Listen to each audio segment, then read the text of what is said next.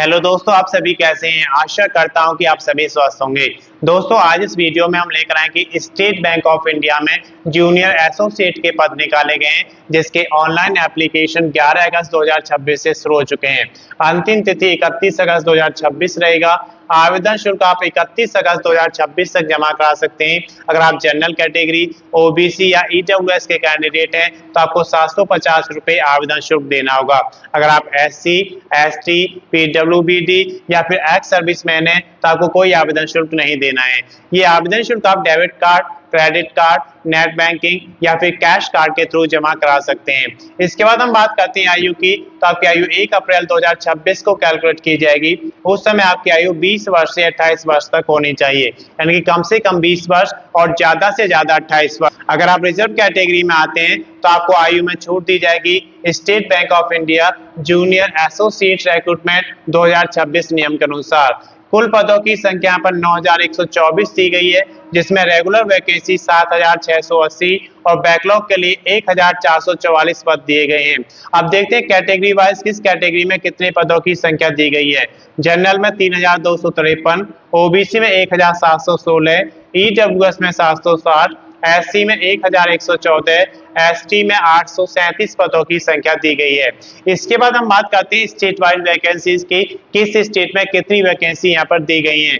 तो यहाँ पर देखिए, गुजरात में रेगुलर 330 पदों की संख्या दी गई है, कर्नाटका में रेगुलर 760, मध्य प्रदेश के लिए 113, छत्तीसगढ़ के लिए 287, उड़ीसा के लिए 1100, जम्मू और कश्मीर के लिए 84, हिमाचल प्रदेश के लिए 9, लद्दाख के लिए 7, तमिलनाडु के लिए 1410, तेलंगाना के लिए 260, राजस्थान के लिए 350, वेस्ट बंगाल के लिए 555। इसके बाद आप देख सकते हैं अंडमान और निकोबार के लिए 15, सिक्किम के लिए 60 पदों की संख्या दी गई है, उत्तर प्रदेश के लिए 250, महाराष्ट्र के लिए 1718, गोवा के लिए 62, अरुणाचल प्रदेश के लिए 55 पद दिए गए हैं, असम के लिए 110 पदों की संख्या दी गई है, मणिपुर के लिए 14 पदों की संख्या दी गई है। इसके बाद आप देख सकते हैं मेघालय के लिए यहाँ पर 24 पदों की संख्या दी गई है, मिजोरम के लिए 32 पदों की संख्या दी गई है, नागालैंड के लिए 27 और त्रिपुरा के लिए 48 पदों की संख्या दी गई है।